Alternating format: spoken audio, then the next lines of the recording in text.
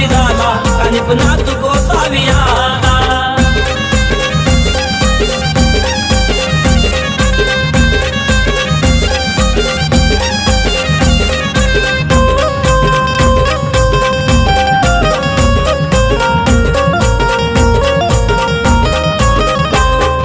कपाळी लावलाय भस्म अन कानात घातलंय कुंडल एका हातात दिसतोय चिमटा एका हातात कमंडल